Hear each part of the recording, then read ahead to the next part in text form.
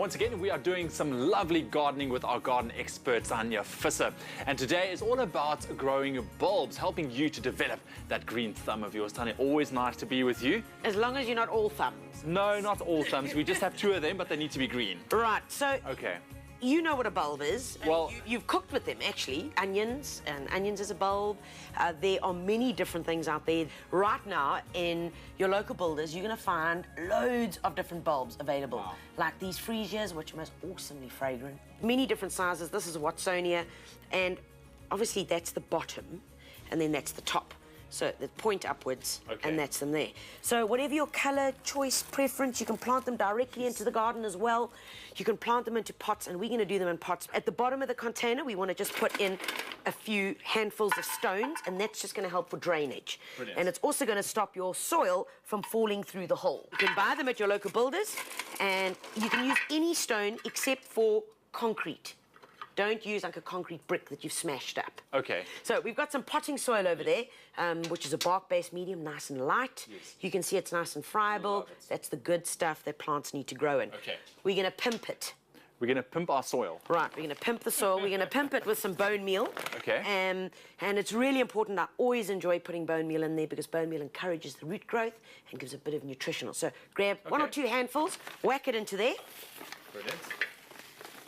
Now, if you are planting in the garden, if you're planting your bulbs into the garden, Yeah. the way you would then do it is you wouldn't be using potting soil, you'd be using some compost, but you'd still add the bone meal. Okay. If you've got dogs, you're not going to use bone meal because bone meal literally is crushed bones. So, And your little furry friends are going to go to your hard labor in the garden where you've planted your bulbs, and they are going to go looking for the bones. because I can smell it, You can obviously. smell it. And rather use superphosphate. Superphosphate does exactly the same thing as bone meal, except it's a chemical product that Yes. basically does exactly the same. The whole thing, I guess. That's it. We're going to take it just to below the level of the pot. That's it. Beautiful stuff. So we're going to take a selection here today because I want to do kind of mixed arrangement of them. Yes. So I want to use some Watsonias in the center because they're going to get taller.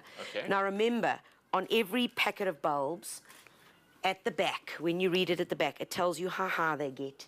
It that's tells clever. you how wide you should plant them apart. Everything is on here. So if all else fails, Yeah. read the instructions. Read the instructions. We'll use some of these little guys, Ixias. This is an indigenous bulb, very, very cute. So Ixia. you open up those little babies. And I'm going to put 3 Watsonias. And now you notice we're not planting them yet. We're just going to position them That's it. so we actually know where they are. Because you start planting, you're going to like, oh, did I plant something there? That's it. You can just open them up, throw them onto here. Okay. All of them. Yeah, well, there you go. got it. And you know what you can do is you can do a mengelmus. And that's what... So I'm going to throw in a few Tritonias into this as well. And you just sprinkle them around. All right. Just like that, okay? And then we just evenly space them now.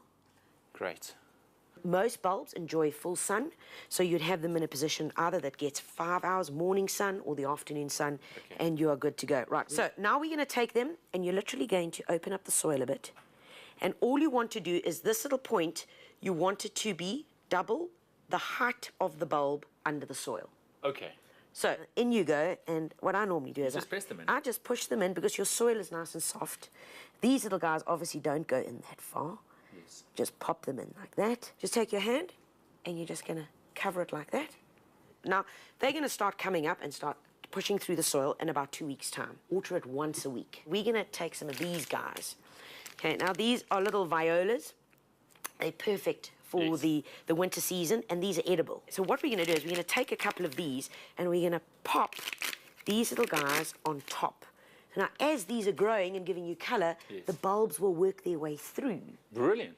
Open up here, and you're just going to pop these little guys in. Doesn't matter if there's a bulb It underneath. doesn't matter, it will make its way through. That is the brilliance and the remarkable thing about these guys, that really you can't get much wrong. Okay, so there, we're good to go. Our little violas are in. Can I show you what one of these will look like? This is a little daffodil, miniature daffodil. beautiful. So this is exactly what's going to happen here, except that we didn't overplant this one. But I mean, if you plant a daffodil, you plant any of these bulbs, it's going to grow, it's going to flower for you and look beautiful. Here's the steps again. Pick bulbs from builders.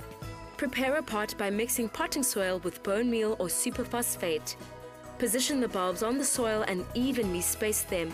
Plant violas on top and let them grow in a sunny spot. Thank you so much. This is beautiful, absolutely stunning. Of course, log on to expressoshow.com if you need anything or information on how to grow your bulbs. It'll be there. Check it out.